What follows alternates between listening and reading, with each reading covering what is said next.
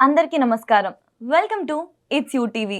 ప్రస్తుతం మనతో పాటు ఉన్నారు ప్రముఖ జ్యోతిష్య పండితులు గోనుకుంట్ల సురేష్ బాబు గారు. గురువుగారితో మాట్లాడి 2026 సంవత్సరంలో 12 రాసుల వారి రాశి ఫలాలు అంటే ఎవరెవరికి ఎలా ఉండబోతుంది, అసలు ఏ రంగంలో ఉన్న వారికి బాగా కలిసి వస్తుంది, ఎటువంటి జాగ్రత్తలు తీసుకోవాలి, వాటి పరిహారాలు ఏంటో కూడా గురువుగారితో మాట్లాడి వివరంగా తెలుసుకుందాం. నమస్కారం గురుగారు. నమస్కారం అండి దాక్షాయణి గారు. గురుగారు, ఈ సంవత్సరం కుంభరాశి వారికి ఏ విధంగా ఉంది? మనం కుంభరాశి కనుక చూసుకుంటే 2025 సంవత్సరంతో కంపేర్ చేస్తే 2026 సంవత్సరం బాగుంటుంది.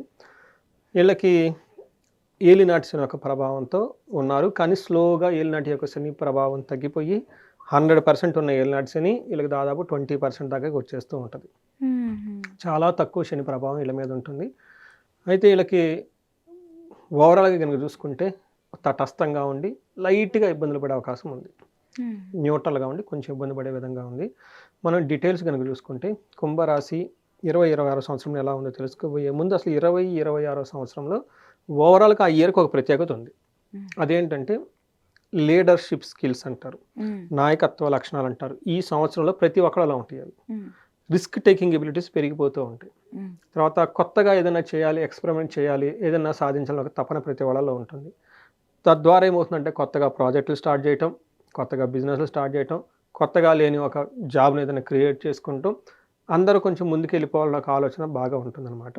అయితే కుంభరాశి వీళ్ళకి కూడా ఒక స్టైల్ ఉంటుంది. వీళ్ళ స్టైల్లో వీళ్ళు కూడా ముందుకు వెళ్ళిపోవాలని ట్రై చేస్తారు. కొన్ని ఆపర్చునిటీస్, కొన్ని ఛాలెంజెస్ ఉంటాయి. ఫస్ట్ కుంభరాశి చూస్తే వీళ్ళకి ధనిష్ట 3-4 పాదాలు, శతభిషం 1-2-3-4 పాదాలు, పూర్వభాద్ర 1-2-3 పాదాలు అంతా కుంభరాశిలో ఉంటారు. మనకి ఎక్కువగా బాగా పాపులర్ అయిన తెలుగు పేర్లలో ఎక్కువ మంది కుంభరాశి వాళ్ళే ఉంటారు. పేరు బలం చూసుకునే వాళ్ళకి ఎక్కువ వీళ్ళకే వస్తుంటుంది. ఒకటి గు, గే, గో, సా, సి, సు, సో, దా అన్న పేర్లంతా ఇందులో లెటర్స్ ఉంటాయండి. మనం చూసుకుంటే సునీత, సురేష్, సీను, గోపాల్, చాలా పేర్లు, చాలా పేర్లు, సీను. తర్వాత ఈ పేర్లంతా గీత, గాయత్రి, సావిత్రి, ఇలా పేర్లు చాలా ఎక్కువగా పిలిచే పేర్లంతా మనకు కుంభరాశిలో ఉంటారు. పాపులర్ పేర్లంతా కూడా కుంభరాశిలోనే ఉంటారు. ఇందులో మనకు ఓల్ ఇయర్లో చూసుకుంటే 4 యొక్క గ్రహాల స్థితిగతులను మనం కన్సిడరేషన్ తీసుకొని, పరిగణలోకి తీసుకొని జ్యోతిషం చెప్తూ ఉంటాం. అవి ఏంటంటే గురువు, శని, రాహుకేతువులు. అయితే ఈ 4 గ్రహాల్లో ఒక్క గ్రహం మాత్రం మారుతున్నాడు, అది గురు గ్రహం మారుతుంది. అది కూడా జూన్ 2 నుంచి మారుతూ ఉంది. ఒక్క గ్రహం మారుతుందండి, గురుగ్రహం మారుతూ ఉంటుంది. అయితే ఇప్పుడు ఈ 4 గ్రహాల్లో ఏ గ్రహం ఎక్కడ ఉందో దాని యొక్క ఫలితం మనం చూసుకున్నామండి. ఫస్ట్ ఏంటంటే మనకి లఘు గోచారం, సూక్ష్మ గోచారం కాన్సెప్ట్ ప్రకారం చాలా సింపుల్ వర్డ్స్లో హోల్ ఇయర్ ఎలా ఉంటుందో మనకు తెలుసుకోవచ్చు. ఫస్ట్ శని 2వ ఇంట్లో ఉండటం వల్ల సుఖ అర్ధ విహితం అంటారు. అంటే సుఖం ఉండదు, డబ్బు ఉండదు, హ్యాపీనెస్ ఉండదు. రెండోది గురువు వీళ్ళకి 5వ స్థానంలో జూన్ వరకు ఉండి పుత్రుల ద్వారా లేదంటే ధనం ప్రవాహం వస్తుంటుంది. కానీ తర్వాత వీళ్ళకి శత్రు బాధలు పెరిగిపోతుంటుంది. రాహుకేతులు ఫస్ట్ హౌస్లో, 7th హౌస్లో ఉండటంతో కొంచెం శారీరకంగా ఇబ్బంది పడుతూ, మానసికంగా టెన్షన్ ఎక్కువగా ఉండేసి పరిచయాలు, పార్ట్నర్స్ తోటి, తర్వాత హస్బెండ్ తోటి గొడవలు ఎక్కువ పడుతూ ఉంటారు ఈ రాశి వాళ్ళు. అయితే పుత్రుల ద్వారా మాత్రం చాలా చక్కగా బాగుంటుందని ఓవరాల్గా మనం చెప్పుకోవచ్చు. మన ఇండివిజువల్గా ఒక్కొక్క గ్రహం చూసుకుంటే శని వీళ్ళకి 2nd హౌస్లో ఉండటం వల్ల ఏమవుతుందంటే, శని ఇక్కడ ఏలినాటి యొక్క శని ప్రభావంతో వీళ్ళు ఉంటారు. అయితే చాలా ఎక్కువ ఇబ్బందులు పెడుతూ ఉంటారు అన్నమాట. తక్కువ ఉంటాయి ఇబ్బందులు. ఎలాంటి ఇబ్బందులు అంటే సదాక్లేశం, వృధావైరం, సతతం కార్యనాశనం, సంచార స్వజన ద్వేషం, పాప చింతాం, ధనేశనో అని చెప్తూ ఉంటారు. అంటే ఈ టైంలో వీళ్ళకి సతతం కార్యనాశం, ఏదైనా పని చేస్తుంటే ఆ కార్యక్రమంలో సరైన రిజల్ట్ దాకా ఆగిపోతూ ఉంటుంది. సంచారం, ఒక ప్లేస్ నుంచి ఇంకో ప్లేస్కి వీళ్ళు డైవర్ట్ అవ్వడం, ట్రాన్స్ఫర్ అవ్వడం, షిఫ్ట్ అవ్వడం చేసేస్తూ ఉంటారు. తర్వాత స్వజన ద్వేషం, వాళ్ళ సొంత మనుషుల్ని వీళ్ళు ద్వేషించిపోతూ ఉంటారు. అంతేకాకుండా పాప చింతాం, ఏదైనా చెడ్డ పని, ఏదో ఒకటి పని ముందు చేసేద్దామన్న ఒక విపరీతమైన ధోరణి వీళ్ళల్లో ఉంటుందని గమనించాలి. సో ఈ టైంలో వీళ్ళకి భార్యాభర్తల మధ్య జనరల్గా గొడవలు రావటం ఎక్కువగా ఉంటుంది. ఏదైనా పని చేస్తే కలిసి రాదు. ఎంత మనకు ఉత్సాహం ఏముంటుందండి, పని చేస్తే ఉత్సాహం ఉంటుంది, కలిసి వస్తే ఇంకా ఉత్సాహం ఉంటుంది, కలిసి రాకపోతే డిమోటివేట్ అయిపోతాం. అసలు ఏ పని చేస్తే ఏమవుతుందో నాకు కన్ఫ్యూజన్ వీళ్ళు ఎక్కువ ఉంటారనమాట.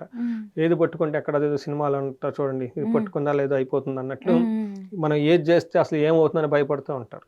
టెన్షన్ ఎప్పుడు ఉంటుంది. ఎందుకంటే వీళ్ళకి ఏలినాటి శని పాపం లాస్ట్ 5-6 ఇయర్స్ ట్రావెల్ చేసి వచ్చున్నారు, అలసిపోయి ఉన్నారనమాట.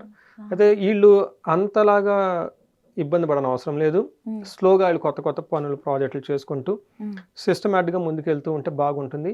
త్వరగా రిజల్ట్ రాదు, అదొకటి మాత్రం గమనించుకొని కొంచెం నిదానంగా దీర్ఘకాలంగా రిజల్ట్ వచ్చే విధంగా చక్కగా ప్లానెడ్గా వెళ్తే బాగుంటుంది. నెక్స్ట్ వీళ్ళకి గురువు 5వ ప్లేస్లో ఉన్నారు జూన్ వరకు. ఇప్పటిదాకా వీళ్ళని లాస్ట్ 1 ఇయర్ నుంచి కాపాడుతుంది ఈ గురువే వీళ్ళని.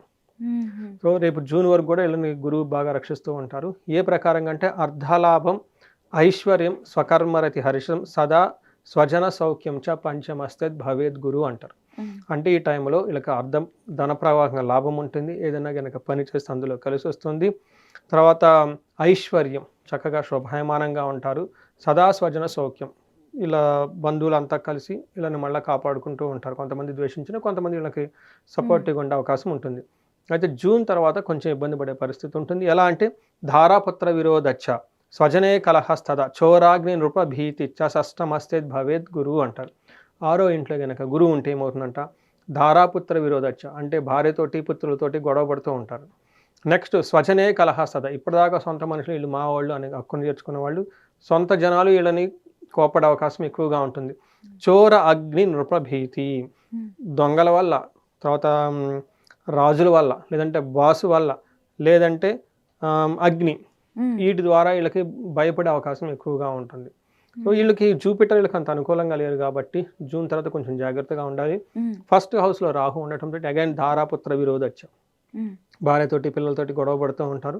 ప్రవాసం, రోగ పీడనం, ఫారిన్ వెళ్ళటానికి అనుకూలంగా ఉంటుంది ఈ టైంలో.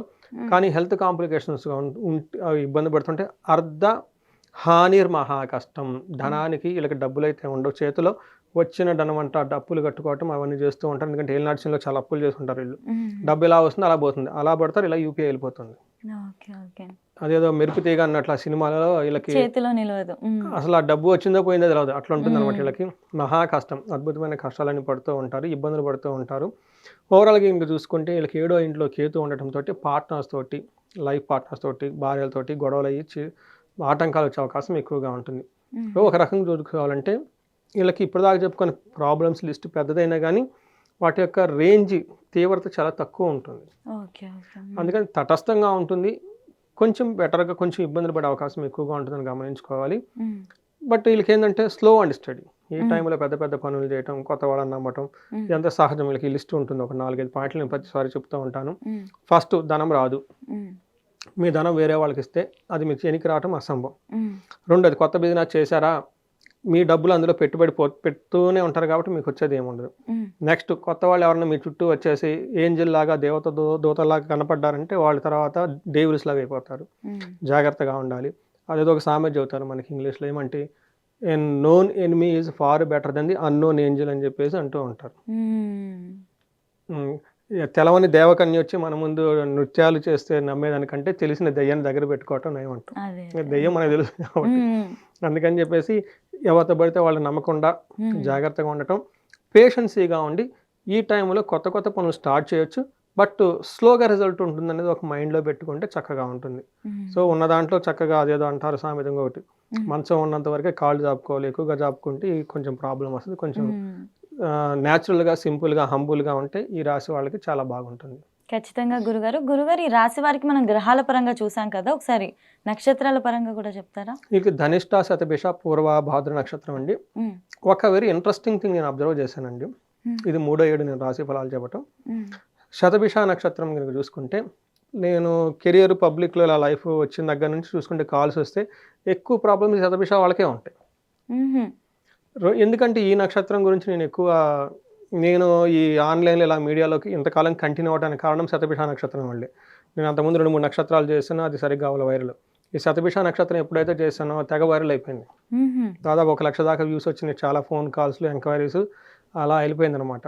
అందుకని ఈ నక్షత్రం వాళ్ళకి ఎలా ఉంటుందని ఎక్కువ చూస్తూ ఉంటా. ఈ 3 సంవత్సరాల నుంచి ఎప్పుడు చూసినా ఏదో ఒక ప్రాబ్లమే ఉంటుంది. కానీ ఫస్ట్ టైం 2026లో ఈ నక్షత్రం వాళ్ళకి ఒక చిన్న ప్రాబ్లం కూడా లేదు. సో నాకు హ్యాపీ. ఫస్ట్ శత భిష పేరులోనే ఉంది. శత అంటే 100, భిష అంటే వైద్యులు. ఈ ఒక్క నక్షత్రం ఈజ్ ఈక్వల్ 100 డాక్టర్స్ అని శత భిష అంటే మీనింగ్. సో ఇందులో ధనిష్ట నక్షత్రం వాళ్ళకి చూసుకుంటే వీళ్ళకి ధన వృద్ధి ఉంది, ధన నష్టము 2 చూపిస్తుంది. పట్టాభిషేకం ఉంది, రాజ్యలాభం ఉంది, ఇది 2 చూపిస్తుంది. నెక్స్ట్ వీళ్ళకి సంతోషకరంగా ఉంటారు, కానీ మరణము, దేహ పీడనం అంటారు. ఇక్కడ ఏమంటే హెల్త్ కాంప్లికేషన్స్ ఉంటుంది. మరణ తుల్యం అంటే వీళ్ళు చేస్తున్న ఏదో ఒక పని కానీ, ఒక ప్రాజెక్ట్ కానీ మధ్యలో బ్రేక్ వచ్చి ఆగిపోతుంది. అంతటా ఫుల్ స్టాప్ పడుతుంది. ఇక ముందుకు పోదది. అట్లాంటి పని ఏదైనా ఉంటుంది. అదేదో కొన్ని గమనించుకొని మెంటల్‌గా ప్రిపేర్ అయ్యి వదిలిపెట్టేదాన్ని కూడా నవ్వు మొహంతో వదిలిపెట్టడం నేర్చుకోవాలి. దట్ ఈస్ కాల్డ్ వైరాగ్యం. వైరాగ్యం అంటే ఆనందం పక్కనే ఉంటుందంట. నెక్స్ట్ శతభిష నక్షత్రం ఆల్రెడీ చెప్పుకున్నాం. వీళ్ళకి ధనవృద్ధి, పట్టాభిషేకం, హెల్త్ బాగుంటుంది, రాజ్యలాభం బాగుంటుంది, సంతోషకరంగా ఉంటారు. ఇయర్ ఎండ్లో మాత్రం హెల్త్ కొంచెం డిస్టర్బ్డ్గా ఉంటుంది. సో ఇంత లెంతీ పాజిటివ్ లిస్ట్ ఈ మధ్య నేను చూస్తాను శతభిష వాళ్ళకి. నెక్స్ట్ పూర్వభాద్ర నక్షత్రం వాళ్ళని చూసుకుంటే వీళ్ళకి ధనవృద్ధి ఉంటుంది, ధనలాభం ఉంటుంది, రాజ్యలాభం ఉంటుంది, సంతోషంగా ఉంటారు. ఓవరాల్గా అంతా బాగుంటుంది. వీళ్ళకి కూడా హెల్త్ కాంప్లికేషన్స్ ఉండే అవకాశం ఎక్కువ ఉంటుంది. సో ఇది మనకి కుంభరాశి వాళ్ళ గురించి. నేనేం చెప్తానంటేనండి, వీళ్ళకి పడే ప్రాబ్లమ్స్ ఇయర్ టు ఇయర్ తగ్గుతూ వస్తున్నాయి. లాస్ట్ ఇయర్తో కంపేర్ చేస్తే ఈ ఏడు కొంచెం ఇంకా ప్రాబ్లమ్స్ తగ్గుతుంది. కొత్త ఆపర్చునిటీస్ వచ్చే అవకాశం ఎక్కువగా ఉంటుందండి. గురుగారు, ఇప్పుడు ఇబ్బందుల్లో పడే వాళ్ళకి, ఇప్పుడు అవకాశాలు దొరక ఇబ్బందుల్లో ఉన్న వాళ్ళకి ఏమైనా పరిహారం చెప్తారా? పరిహారం వీళ్ళకి ఫస్ట్ శని పిప్పలాద స్తోత్రం ఉదయం సాయంత్రం విడవకుండా చదవాలి. రెండోది హనుమాన్ చాలీసా రెగ్యులర్గా చదువుతూ ఉండాలి. శనివారం శనికి తైలాభిషేకం చేసుకోవాలి. ఈ రాశి వాళ్ళు ఒకసారి 2 సార్లు వీలైతే తిరుపతి విజిట్ చేసుకుంటూ ఉండాలి. తర్వాత తిరునల్లారని పాండిచ్చేరి దగ్గర ఉంటుందండి, శనికి సంబంధించిన దేవాలయం. అది చేసుకుంటే చాలా కలిసి వస్తుంది. వీలైతే వీళ్ళకి నవగ్రహ కుంభకోణం నవగ్రహ టెంపుల్ చూసుకుంటూ ఉండాలి. ఇవి కాకుండా ఇండిపెండెంట్గా కొన్ని వాళ్ళు చేసుకోలేరు. ఇది మనకి పౌరోహితం చేసే బ్రాహ్మణ దగ్గరికి కానీ, పూజారుల దగ్గరికి కానీ, లేదంటే వేద పండితుల దగ్గరికి వెళ్ళి వాళ్ళ దగ్గరికి నమస్కరించుకొని ఇది చేయాలంటే వాళ్ళు చేస్తారు. ఆ మంత్రాలకి ఎక్స్పీరియన్స్ ఉండాలి, ప్రొఫెషనల్స్ వాళ్ళు. అలానే మనకి కెమిస్ట్ మెడికల్ షాప్ దగ్గరికి వెళ్తే వేరు, డాక్టర్ దగ్గరికి వెళ్తే వేరు, సూపర్ స్పెషాలిటీ డాక్టర్ దగ్గరికి వెళ్తే వేరు కదా. డయాగ్నోసిస్ డీప్గా ఉంటుంది. అలానే వారి ప్రైస్ కూడా ఉంటుంది. బట్ ఏంటంటే కొంతమందికి చేయడం కుదరదు కాబట్టి వీళ్ళకి శనికి సంపూర్ణ శాంతి పూజలు అని ఉంటాయి. వీటికి జపాలు, దానాలు, తర్పణాలు, హోమాలు చేయాలి. అది వాళ్ళు చేసుకోలేరు, బయట చేయించుకోవాలి. రెండోది శనికి పాశుపత అభిషేకం అని ఉంటుంది, ఇది చేయించుకోవాలి. వీటితో పాటు వీళ్ళకి శనితో పాటు గురువుకి జూన్ తర్వాత గురువుకి సంపూర్ణ శాంతి పూజలు, తారాదేవికి సంబంధించిన మూల మంత్ర జపం చేయించుకుంటూ ఉండాలి. ఇది అంతా ఒక ఎత్తు అయితే, ఇండిపెండెంట్గా వాళ్ళు ఏదైనా కనుక ప్రాబ్లం చేస్తుంటే, భార్యాభర్తల మధ్య గొడవలు ఇవన్నీ వస్తూ ఉంటే విశ్వావసు గంధర్వరాజ హోమము లేదా అన్యోన్య దాంపత్య పాశుపత అభిషేకం ఇవి చేసుకుంటూ ఉండాలి. ధనానికి ఇబ్బంది పడుతూ ఉంటే, చాలామంది ఇంకా కొత్త మల్టీ సోర్సెస్ ఆఫ్ ఇన్కమ్ కావాలనుకున్న, ధనం ఏమంటారు తెలుగులో బహుముఖంగా అభివృద్ధి కావాలనుకుంటే స్వర్ణలక్ష్మి విశేష హోమము, కుబేర పాశుపత అభిషేకం చేయించుకుంటే బాగుంటుంది. హెల్త్ ఎవరికైనా కనుక బాగలేకపోతే వీళ్ళకి మృత్యుంజయ హోమము, లేదంటే మృత్యుంజయ జపము, లేదంటే అమృత మృత్యుంజయ విశేష హోమం అని ఉంటుంది. హెల్త్ చాలా స్ట్రాంగ్గా ఉంటారు. అవన్నీ చేయించుకుంటూ ఉంటే బాగుంటుంది. ఇంకా ఏమైనా కాలసర్ప దోషాలు, పిత్రశాపాలు ఇవన్నీ ఒకసారి వాళ్ళు ఎక్కడైనా లాక్ అయ్యి ఉండి బాగా ఇబ్బంది పడుతున్నాం అనుకుంటే హారోస్కోప్ చూపించుకుంటే తదనుగుణంగా వాళ్ళకి పరిహారాలు చేసి ఆ బ్లాకేజెస్ అన్ని తొలగిపోయి ఒక 3 to 6 monthsలో మళ్ళీ లైఫ్లో ముందుకెళ్ళిపోతారండి వీళ్ళు. చక్కగా మీరు చెప్పిన ఈ పరిహారాలన్నీ కూడా పాటించి వాళ్ళ ఇబ్బందులను అయితే వాళ్ళు ఏమంటారు ఓవర్కమ్ అయితే చేయొచ్చు, దాటేయచ్చు అంటారు. కరెక్ట్ అండి. సో ఈ రాశి వాళ్ళకి ఎన్ని గ్రహాల పీడలున్నా ఆ పీడలన్నీ పోయేసి వీళ్ళకి అష్టైశ్వర్యాలు, భోగభాగ్యాలు కలగాలి.